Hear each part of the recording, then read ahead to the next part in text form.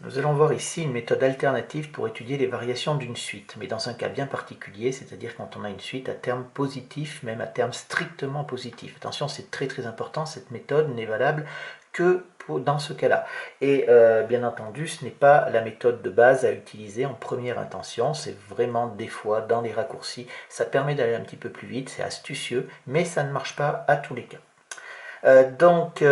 Ici on nous donne une suite UN qui est égale à ça. On nous demande de faire une conjecture sur le sens de variation. J'ai donc rentré ici ma suite ici dans la calculatrice.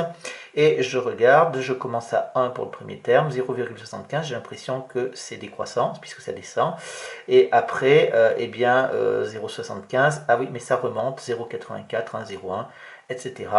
Et après, je vois que ça continue d'augmenter, etc. Donc, il semble ici que cette suite, alors elle n'est ni croissante ni décroissante, mais il semble qu'elle devient croissante à partir du premier rang, à partir du rang 1. Donc, il semble ici que UN soit croissante à partir du rang 1. Ça, c'est donc la première chose sur cette suite-là. Maintenant, qu'est-ce qu'on va faire? On va essayer de savoir, donc de vérifier cette conjecture. La première chose ici que l'on va donner, c'est tout simplement justifier que la suite, d'abord, dans un premier temps, a des termes strictement positifs. Donc, on a ici 1,5 à la puissance n qui est positif, ça c'est évident, c'est strictement positif.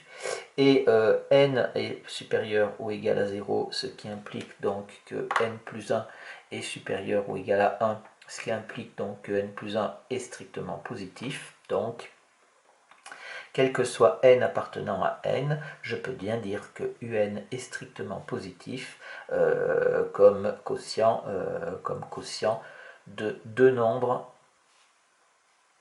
positifs.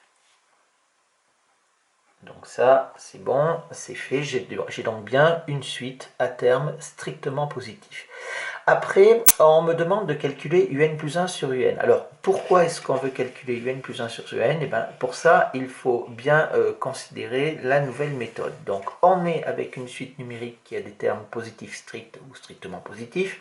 Et voilà la méthode. Vous voyez, on revient à la définition. La définition d'une suite croissante, c'était donc un plus 1 est supérieur ou égal à un. Ça, c'est valable pour toutes les suites sans exception. Pour toutes les suites croissantes, supérieures ou égales. Hein. Si on voulait strictement, on mettrait un supérieur strict.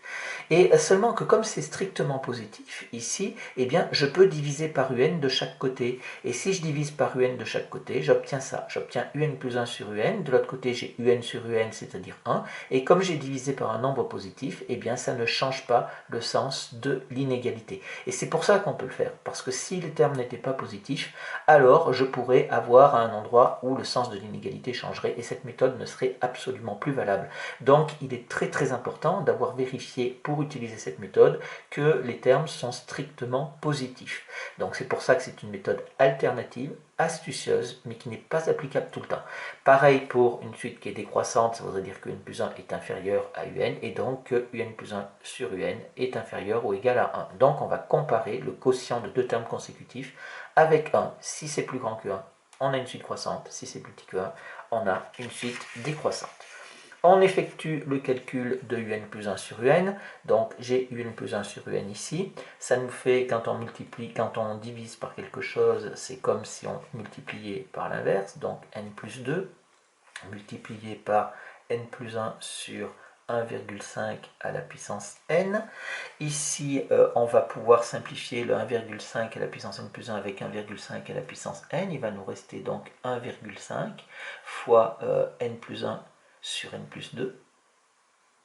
Puisque ici c'est 1,5 à la puissance n plus 1 moins n, donc c'est 1,5 à la puissance 1. 1,5, je vais dire que c'est 3 demi, multiplié par n plus 1 sur n plus 2, et ça nous fait 3n plus 3 sur 2n plus 4, c'est-à-dire ce que l'on nous demandait. On veut maintenant résoudre, donc on veut appliquer la méthode précédente. Donc ici, résoudre 3n plus 3 sur 2n plus 4 est supérieur ou égal à 1. Ça, c'est équivalent à dire que 3n plus 3 est supérieur ou égal à 1 fois 2n plus 4. Attention, ici on précise car 2n plus 4 est strictement positif, c'est-à-dire c'est ce que j'ai expliqué dans la méthode au-dessus. Si on n'a pas ça, on ne peut pas utiliser cette méthode-là. On sera obligé de revenir à la méthode de seconde, à savoir tout faire passer du même côté, réduire au même dénominateur, etc. etc. Donc ici, comme on a des termes strictement positifs, c'est beaucoup plus rapide. C'est pour ça que je vous ai dit que la méthode est astucieuse.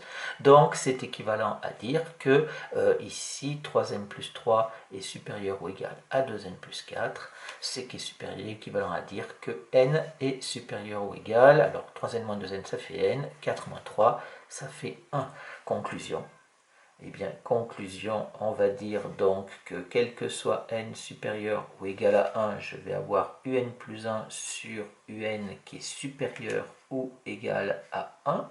C'est-à-dire que j'ai cherché quand est-ce, en fait, quand on résout ça, on cherche quand est-ce que la suite est croissante, et voilà, croissante, pas strictement croissante, puisque j'ai un supérieur ou égal.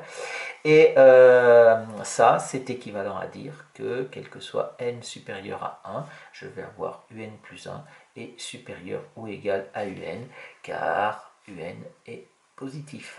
Et donc, conclusion, la suite un est croissante. Croissante à partir du rang 1. Croissante à partir du rang 1.